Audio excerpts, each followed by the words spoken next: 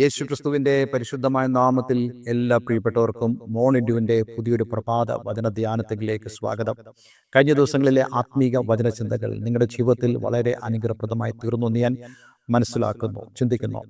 കഴിഞ്ഞ ദിവസം നമ്മൾ എഫീസ് ലേഖനം 5-ാം അധ്യായം അതിന്റെ 17-ാമത്തെ വാക്യം കേന്ദ്രീകരിച്ചുകൊണ്ട് ചിന്തിപ്പാൻ തക്കവണ്ണം ദൈവം നമ്മെ സഹായിച്ചുള്ളൂ. ബുദ്ധിഹീനരാകാതെ കർത്താവിന്റെ ഇഷ്ടം ഇന്നതെന്ന് ഗ്രഹിച്ചുകൊള്ളുവിൻ. നിങ്ങൾക്ക് ആ ഒരു വേദഭാഗം വളരെ വ്യക്തമായി മനസ്സിലായെന്ന് ഞാൻ വിശ്വസിക്കുന്നു. നമ്മുടെ ജീവിതത്തിൽ ദൈവത്തിന്റെ ഇഷ്ടത്തിന് പ്രാധാന്യം കൊടുത്തു വേണം നമ്മൾ ജീവിക്കുവാൻ.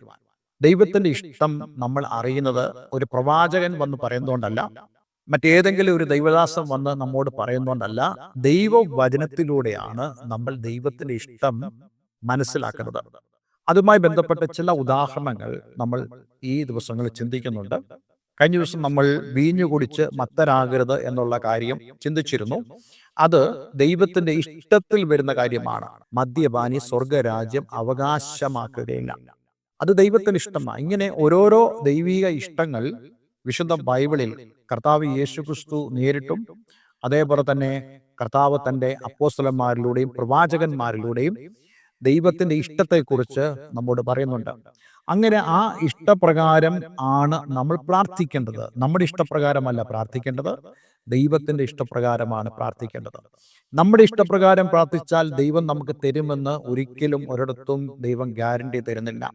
മറിച്ച് ദൈവ ഇഷ്ടപ്രകാരം നമ്മൾ പ്രാർത്ഥിച്ചാൽ നമ്മുടെ പ്രാർത്ഥന ദൈവം കേൾക്കുന്നു എന്നുള്ളതും അതേപോലെ തന്നെ നമ്മുടെ പ്രാർത്ഥനയ്ക്ക് ദൈവം മറുപടി തരുന്നു എന്നുള്ളതും നമുക്ക് ഗ്യാരണ്ടീഡ് ആയിട്ട് മനസ്സിലാക്കുവാൻ സാധിക്കും. ഇതാണ് ദൈവ ഇഷ്ടത്തിന്റെ പ്രാധാന്യം എന്ന് പറയുന്നത്. ഇന്ന് നമ്മൾ ചിന്തിക്കാൻ പോകുന്നത് ആത്മാവ് നിറഞ്ഞവരായി, 18-ാം വാക്യത്തിന്റെ 2-ാമത്തെ ഭാഗം, ആത്മാവ് നിറഞ്ഞവരായി.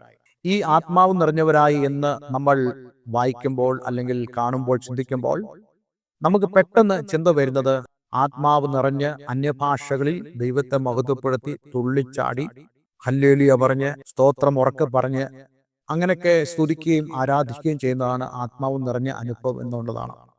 പക്ഷെ അതിൽ നിന്നൊക്കെ വളരെ വ്യത്യസ്തമായ ഒരു വീക്ഷണമാണ് ഈ ആത്മാവിന്റെ നിറവിനെ കുറിച്ച് വിശുദ്ധ വേദപുസ്തകം പറയുന്നത്. പരിശുദ്ധാത്മാവിനുള്ള സ്നാനത്തെക്കുറിച്ച് നമുക്ക് വിശുദ്ധ വേദപുസ്തകത്തിൽ കാണുവാൻ കഴിയുന്നുണ്ട്. അത് നമുക്കെല്ലാം ലഭിക്കുന്ന ഒരു ഇനീഷ്യൽ എക്സ്പീരിയൻസ് ആണ്. അത് കാത്തിരിക്കുന്നവർക്ക്, ദൈവത്തോട് ചോദിക്കുന്നവർക്ക് ഈ ആത്മാവിന്റെ ആ അഭിഷേകത്തെ ദൈവം കൊടുക്കും.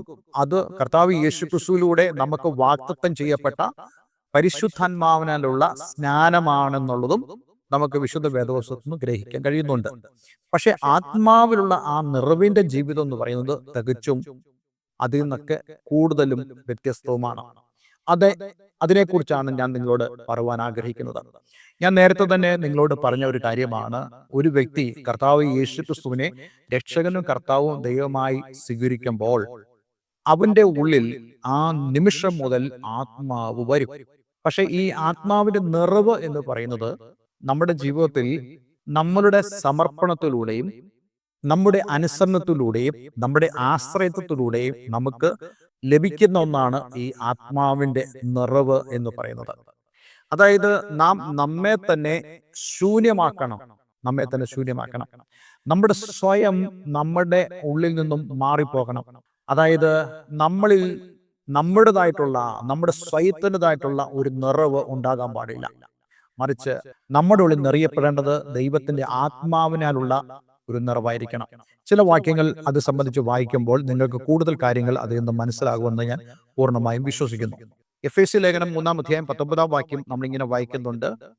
പരിജ്ഞാനത്തെ കവിയുന്ന ക്രിസ്തുവിന്റെ സ്നേഹത്തെ അറിവാനും പ്രാപ്തരാകുകയും ദൈവത്തിന്റെ എല്ലാ നിറവിനോളം നിറഞ്ഞു വരികയും വേണമെന്ന് പ്രാർത്ഥിക്കുന്നു. ഇത് പൗലോസിന്റെ പ്രാർത്ഥനയാണ്, വളരെ പ്രസിദ്ധമായ പൗലോസിന്റെ പ്രാർത്ഥന. ആ പ്രാർത്ഥനയിൽ ദൈവത്തോട് താൻ പ്രാർത്ഥിക്കുന്നതായ കാര്യം, അതായത് എഫെസസിലുള്ള ക്രിസ്ത്യാനികൾക്ക് വേണ്ടി, അവിടെയുള്ള വിശ്വാസികൾക്ക് വേണ്ടി അപ്പോസ്തലനായ പൗലോസ് ദൈവത്തോട് അപേക്ഷിക്കുമ്പോൾ അവർക്ക് വേണ്ടിയത് എന്താണെന്ന് ഗ്രഹിച്ചറിഞ്ഞ് അവരുടെ ആത്മീയ ആവശ്യങ്ങളെ ഓർത്താണ് ഈ പൗലോസ് പ്രാർത്ഥിക്കുന്നത്. പൗലോസിന്റെ പ്രാർത്ഥന നമുക്ക് വലിയൊരു മാതൃകയാണ്. നമ്മൾ പ്രാർത്ഥിക്കേണ്ട വിഷയങ്ങൾ അത് ആത്മീയമായ വിഷയങ്ങളിൽ കൂടുതൽ നമ്മൾ ഫോക്കസ് ചെയ്യണമെന്നുള്ളതാണ് അപ്പോസ്തലൻ നമ്മളെ പഠിപ്പിക്കുന്നത്. താൻ പ്രാർത്ഥിക്കുന്ന നോക്കിയേ, പരിജ്ഞാനത്തെ കവിയുന്ന ക്രിസ്തുവിന്റെ സ്നേഹത്തെ അറിവാൻ പ്രാപ്തരാകുകയും നമ്മുടെ ഇവിടുത്തെ പോയിന്റ് എന്ന് പറയുന്നത് ദൈവത്തിന്റെ എല്ലാ നിറവിനോളം നിറഞ്ഞു വരികയും വേണമെന്ന് പ്രാർത്ഥിക്കുന്നു. ദൈവത്തിന്റെ എല്ലാ നിറവും, അതായത് ദൈവം നമ്മെ നിറയ്ക്കുവാൻ ആഗ്രഹിക്കുന്നു. അപ്പൊ ദൈവം നമ്മെ നിറയ്ക്കണമെങ്കിൽ നമ്മളുടെ ഈ പാത്രം മുഴുവൻ ഫുള്ളായിരുന്നാൽ ഈ നിറവ് വരികയില്ല. പലപ്പോഴും ആത്മാവിന്റെ നിറവ് നമുക്ക് ലഭിക്കാത്തതിന്റെ വളരെ പ്രധാനപ്പെട്ട കാര്യം, നമ്മളിൽ ചില നിറവുകളുണ്ട്. ആ നിറവ് എന്ന് പറയുന്നത് പലപ്പോഴും നമ്മുടെ സ്വയം, നമ്മുടെ അഹങ്കാരം, നമ്മുടെ അനുസരണക്കേട്, നമ്മുടെ സമർപ്പണമില്ലായ്മ, നമ്മുടെ ആശ്രയത്വത്തിന്റെ അഭാവം, ഇതൊക്കെ നമ്മളിലുള്ള ആ ദൈവിക നിറവിന് അല്ലെങ്കിൽ ദൈവത്തിന്റെ ആത്മാവിന്റെ നിറവിന് തടസ്സമാണ്. അതുകൊണ്ടാണ് നമുക്ക് ആത്മാവിനെ നിറയപ്പെടുവാൻ കഴിയാത്തത്. ആത്മാവിനെ നിറയപ്പെടുക എന്ന് പറയുന്നത് ആത്മാവിന്റെ നിയന്ത്രണമാണ്, നമ്മുടെ ജീവിതത്തിലുള്ള നിയന്ത്രണമാണ്. കഴിഞ്ഞ ദിവസം നമ്മൾ ചിന്തിച്ചല്ലോ, വീഞ്ഞു കുടിച്ച് മത്തരാകരുത്. വീഞ്ഞു കുടിച്ചാൽ അല്ലെങ്കിൽ മദ്യപാനിയായി തീർന്നാൽ എന്താണ് സംഭവിക്കുക? നമ്മുടെ മേലുള്ള നമ്മുടെ നിയന്ത്രണം നഷ്ടപ്പെട്ടു പോകും. ഈ ആത്മാവിനുള്ള നിറവിലൂടെ സംഭവിക്കുന്നത് നമ്മളിൽ ദൈവത്തിന്റെ ആത്മാവിന്റെ നിയന്ത്രണം സംഭവിക്കുക.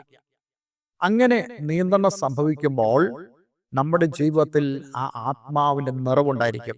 അങ്ങനെ ആ ആത്മാവിന്റെ നിറവുണ്ടാകുമ്പോൾ നമ്മളിൽ ഉണ്ടാകുന്ന പല ക്വാളിറ്റീസ് ഉണ്ട്, പല ഗുണങ്ങളുണ്ട്. അത് നമ്മെ ദൈവത്തെ അനുസരിക്കുവാനും ദൈവത്തെ ആശ്രയിക്കുവാനും ദൈവത്തോടുള്ള സമർപ്പണത്തിലേക്കും നമ്മളെ കൊണ്ടുവരും. ഇതാണ് ആത്മാവിന്റെ നിറവിന്റെ ജീവിതം എന്ന് പറയുന്നത്. അല്ലാതെ കുറെ ഒച്ച വയ്ക്കുന്നത് മാത്രമല്ല, കുറെ അന്യഭാഷ പറയുന്നത് മാത്രമല്ല, കൈയടിച്ച് ഉറക്കെ ദൈവത്തെ പാടി സ്തുതിച്ച് തുള്ളി ചാടുന്നത് മാത്രമല്ല ആത്മാവിന്റെ നിറവെന്ന് പറയുന്നത്. പലപ്പോഴും അതിലേക്ക് നമ്മൾ ഒതുങ്ങിപ്പോകാറുണ്ട്. അത് നമുക്ക് വേണം, വേണ്ടെന്നല്ല പറയുന്നത്, അത് പരിശുദ്ധാത്മാവുള്ള സന്തോഷമാണ്. എന്നാൽ ആത്മനിറവിന്റെ ഫലം നമ്മുടെ ജീവിതത്തിൽ ഉണ്ടാകണമെങ്കിൽ ഈ അനുസരണം വേണം, ഈ ആശ്രയത്വം വേണം, ഈ സമർപ്പണം വേണം. ഇതെല്ലാം ഉണ്ടെങ്കിൽ മാത്രമേ ആത്മാവിന്റെ നിറവ് നമ്മുടെ ജീവിതത്തിൽ ഉണ്ടാകത്തുള്ളൂ. നമ്മുടെ സ്വയത്തിൻ്റെതായിട്ടുള്ള ആ സ്വഭാവങ്ങൾ നമ്മളിൽ നിന്നും മാറിയെങ്കിൽ മാത്രമേ ആത്മാവിന്റെ നിറവിനാൽ നമ്മുടെ ഈ പാത്രം നിറയ്ക്കപ്പെടുവാനിടയായി തീരത്തുള്ളൂ. അപ്പോൾ ആത്മാവിന്റെ ഈ നിറവ് എന്ന് പറയുന്നത് നമ്മളിൽ ദൈവത്തിന്റെ ആത്മാവിന്റെ നിയന്ത്രണമാണ്. അതേസമയം തന്നെ നമ്മൾ മനസ്സിലാക്കേണ്ട ഒരു കാര്യമുണ്ട്, നമുക്ക് അവിടെ യാതൊരു റോഡില്ല എന്ന് നിങ്ങൾ ചിന്തിക്കരുത്. മറിച്ച് ദൈവത്തിന്റെ ആത്മാവ് എപ്പോഴും ചെയ്യുന്നത് നമ്മെ എക്യൂപ്പ് ചെയ്യുക, നമ്മെ സജ്ജീകരിക്കുക, നമ്മിൽ തന്നെ ആ ദൈവികമായ ആ ഗുണങ്ങൾ ഉണ്ടാകുവാൻ പരിശുദ്ധാത്മാവ് നമ്മൾ പ്രവർത്തിച്ചുകൊണ്ടിരിക്കുന്നു. നമ്മുടെ വ്യക്തിത്വം തികച്ചും ദൈവിക സ്വഭാവത്തിനനുസരിച്ച് മാറുവാൻ ദൈവം നമ്മെ ഉത്തേജിപ്പിക്കുന്നു. ക്രിസ്തുവിന്റെ ആ ഭാവം നമ്മുടെ ജീവിതത്തിൽ ഉണ്ടാകുവാൻ ദൈവത്തിന്റെ ആത്മാവ് നമ്മെ നിർബന്ധിക്കുന്നു. പലപ്പോഴും ഈ ആത്മാവിന്റെ ആ നിറവ് നമ്മൾ ഇല്ലാതെ പോകുമ്പോൾ നമ്മൾ മറ്റുള്ള ഭാവങ്ങളിലേക്ക് നമ്മൾ പ്രവേശിക്കും.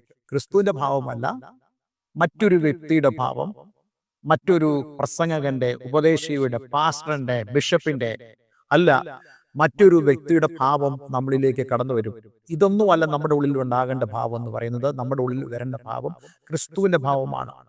അപ്പോൾ ആത്മാവിന്റെ നിറവിലൂടെ നമുക്ക് ലഭിക്കുന്നത് ക്രിസ്തുവിന്റെ ഭാവം നമ്മുടെ ഉള്ളിൽ ഉണ്ടാവുകയും നമ്മൾ ആ ശ്രേഷ്ഠത നമ്മുടെ ജീവിതത്തിൽ വെളിപ്പെടുത്തുവാൻ ഇടയായി തീരും. അതുകൊണ്ട് തന്നെ ദൈവത്തിന്റെ ആത്മാവിന്റെ നിയന്ത്രണം നമ്മുടെ ജീവിതത്തിൽ ഉണ്ടാകുമ്പോൾ തന്നെ നമ്മളും അതേ ഒരു ഭാവത്തോടുകൂടെ, അതേ ആത്മാവിന്റെ നിയന്ത്രണത്തോടുകൂടെ നമ്മുടെ ജീവിതത്തിലുള്ള ശുശ്രൂഷകൾ അങ്ങനെ ആയിത്തീരുകയും ചെയ്യും. ഒരിക്കലും മാനുഷികമായി നമ്മുടെ ശുശ്രൂഷകൾ മാറാൻ പാടില്ല. മറിച്ച് ആത്മാവിനാലുള്ള ആ നിറവിൽ നമ്മൾ മുന്നോട്ട് പോകണം. ഒരു വേദഭാഗം കൂടി വായിച്ചിട്ട് ഈ ചിന്തയുടെ മറ്റൊരു തലത്തിലേക്ക് ഞാൻ നിങ്ങളെ കൊണ്ടുപോകാൻ ആഗ്രഹിക്കുന്നു. 1 കൊരിന്ത്യർ 14 അധ്യായം 32-33 വാക്യം. പ്രവാചകന്മാരുടെ ആത്മാക്കൾ പ്രവാചകന്മാർക്ക് കീഴടങ്ങിയിരിക്കുന്നു. ദൈവം കലക്കത്തിന്റെ ദൈവമല്ല, സമാധാനത്തിന്റെ ദൈവമത്രേ. അതിനർത്ഥം എന്താ? ഈ ഒരു വാക്യത്തിന് ഡിഫറെന്റ് ഡയമെൻഷൻസിൽ മീനിങ് ഉണ്ട്. അതിൽ വളരെ പ്രധാനപ്പെട്ട ചില അർത്ഥം ഞാൻ നിങ്ങളോട് പറയാൻ ആഗ്രഹിക്കുന്നു. പ്രവാചകന്മാരുടെ ആത്മാക്കൾ പ്രവാചകന്മാർക്ക് കീഴടങ്ങിയിരിക്കുന്നു. എന്താണ് പ്രവാചകന്മാരുടെ ആത്മാക്കൾ? ആത്മാവാണ് ഈ പ്രവചനങ്ങളെ ദൈവദാസന്മാർക്ക് കൊടുക്കുന്നത്. പക്ഷേ അത് ഈ പ്രവാചകന്മാർക്ക് കീഴടങ്ങിയിരിക്കുന്നു. അതായത് ദൈവം നമ്മെ ഒരു ശുശ്രൂഷ ഏൽപ്പിക്കുന്നെങ്കിൽ ആ ശുശ്രൂഷയുടെ അഡ്മിനിസ്ട്രേഷൻ അല്ലെങ്കിൽ അതിന്റെ മിനിസ്ട്രേഷൻ ചെയ്യുന്നത് നമ്മൾ ഓരോരുത്തരുമാണ്. നമ്മളുടെ പരിജ്ഞാനത്തിലാണ് ആ ശുശ്രൂഷ നമ്മൾ ചെയ്യേണ്ടത്. അല്ലാതെ ദൈവം എന്നെ എന്തെങ്കിലും വെളിപ്പെടുത്തി അതുകൊണ്ട് ഞാൻ അതേപടി പറയുക, എനിക്ക് ഇതിന് മേൽ യാതൊരു ഉത്തരവാദിത്വം ഇല്ല എന്നല്ല നമ്മൾ പറയേണ്ടത്. മറിച്ച് ദൈവത്തിന്റെ ആത്മാവ് നിന്നോട് സംസാരിക്കുന്നെങ്കിൽ നിനക്കും അതിനകത്ത് ഉത്തരവാദിത്വമുണ്ട്. അതായത് ഏത് കാര്യവും പരിജ്ഞാനത്തോടുകൂടെ പറയുവാൻ നമുക്ക് സാധിക്കണം. അതുകൊണ്ടാണ് ഇവിടെ പറയുന്നത്, പ്രവാചകന്മാരുടെ ആത്മാക്കൾ പ്രവാചകന്മാർക്ക് കീഴടങ്ങിയിരിക്കുന്നു എന്ന് പറയുമ്പോൾ ദൈവം നമ്മെ ഒരു ദൂത് ഏൽപ്പിച്ചു. ആ ദൂത് നമ്മൾ സമയോചിതമായി സന്ദർഭത്തിനനുസരിച്ച് നമ്മൾ പറയേണ്ടത് വളരെ ആവശ്യമാണ്. അല്ലാതെ വീഞ്ഞു കുടിച്ച് മത്തരായവരെ പോലെ നിയന്ത്രണമില്ലാതല്ല നമ്മൾ ആകേണ്ടത്. നമ്മളിൽ തന്നെ ആത്മാവിന്റെ ഫലമായ ആ സെൽഫ് കൺട്രോൾ ഉണ്ടായി അതിനനുസരിച്ച് വേണം നമ്മൾ ശുശ്രൂഷിക്കുവാൻ. അതിനാണ് വിശുദ്ധ വേദപുസ്തകത്തിൽ പരിജ്ഞാനം എന്നുള്ള ആ വാക്ക് പലപ്പോഴും കൊടുത്തിരിക്കുന്നത്. അതുകൊണ്ട് എന്നെ കേൾക്കുന്ന പ്രിയമുള്ളവരെ, ആത്മാവിനാലുള്ള ആ നിറവ് നമുക്ക് അനുഭവിക്കാൻ കഴിയണമെങ്കിൽ നമ്മളിൽ തന്നെ ശൂന്യമായി തീരണം.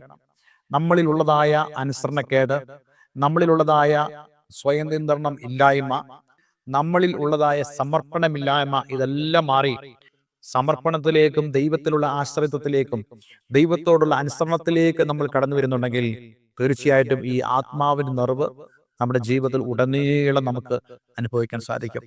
അവരുടെ ശുശ്രൂഷ, അവരുടെ പാട്ട്, അവരുടെ പ്രസംഗം, അവരുടെ പ്രവൃത്തികൾ എല്ലാം തന്നെ ആത്മാവിന്റെ ആ നിറവിലായിരിക്കും. അതേസമയം തന്നെ ഒരിക്കലും പരിസരബോധം വിട്ടുപോകത്തില്ല, ഒരിക്കലും പരിജ്ഞാനം മാറിപ്പോകത്തില്ല.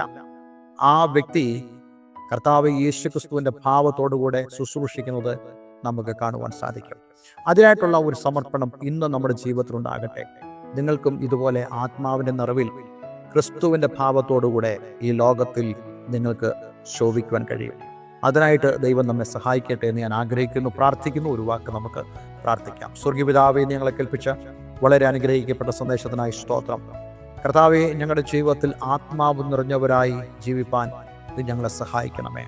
ആ ആത്മാവിന്റെ നിറവിന്റെ ആ വലിയ അനുഭവങ്ങൾ കർത്താവെ ഞങ്ങൾ ഓരോരുത്തരുടെ ജീവിതത്തിൽ ഉണ്ടാകുവാനും അതുവഴി ക്രിസ്തുവിന്റെ ഭാവം ഞങ്ങളിലൂടെ എക്സ്പ്രസീവായി തീരുവാനും നീ സഹായിക്കണമെന്ന് പ്രാർത്ഥിക്കുന്നു.